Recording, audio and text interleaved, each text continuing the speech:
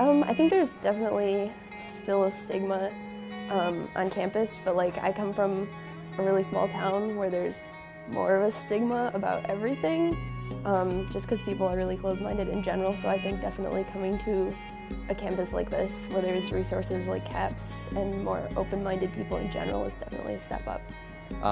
I think the campus does a great job of advocating mental health services for students and faculty in need as well.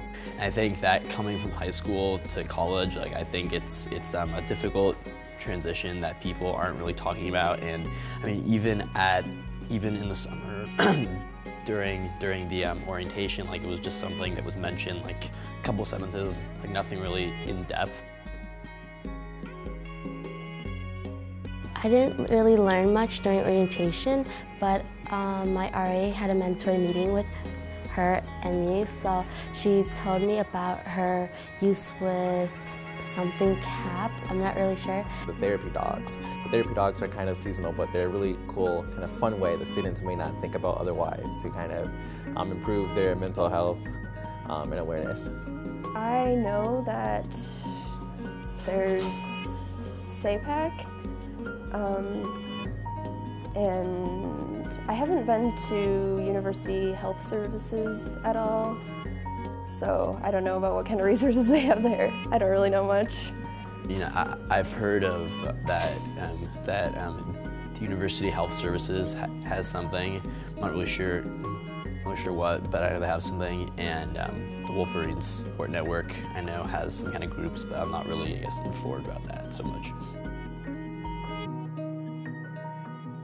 They had me fill out a bunch of questionnaires, kind of get my background, what was going on with me, and then they set me up with a psychologist, and then it was basically a 2-week or every other week basis for seeing someone. So CAPS focuses on not just doing counseling but also doing outreach, and I think that's a great opportunity for us to continue to expand, is trying to reach more and more students through outreach.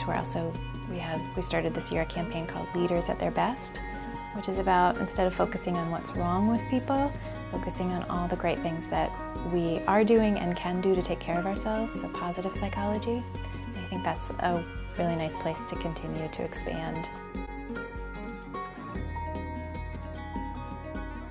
My roommate has used CAPS when his parents were going through some trauma. It's interesting, I guess, the feedback on CAPS that he gave me, because he said it wasn't entirely too helpful, but at the same time, it was really nice having someone to talk to about his issues, and he still kept going. So, I don't know, it's kind of mixed. CAPS in particular, like I know I've used them just to go in and to have conversations, to speak with someone, and that's been very beneficial to me, and I really enjoyed that. But I guess a negative aspect of that is because like there's only one CAPS, like there's obviously going to be like a lot of waiting and like time in between appointments. I heard from 2 students how they took their roommates to CAPS because they just weren't qualified to help them in what they needed. And those roommates were dissatisfied with the services or felt discouraged by the wait period. Oftentimes, the university takes hits for their mental health resources. I think looking at our peer institutions and what we've been able to do over the past 5 years, our university has done a really phenomenal job, contrary to what some people think. Now, there's interactions where if you go in with a CAPS counselor, it's not always the best, and those are things we're still working on.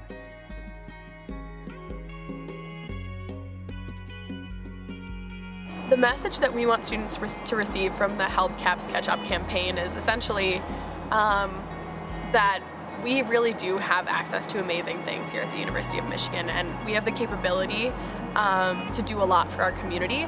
And the reason that we decided to call it the Help CAPS Catch Up campaign is because we have these great resources and they just need to catch up to the student need.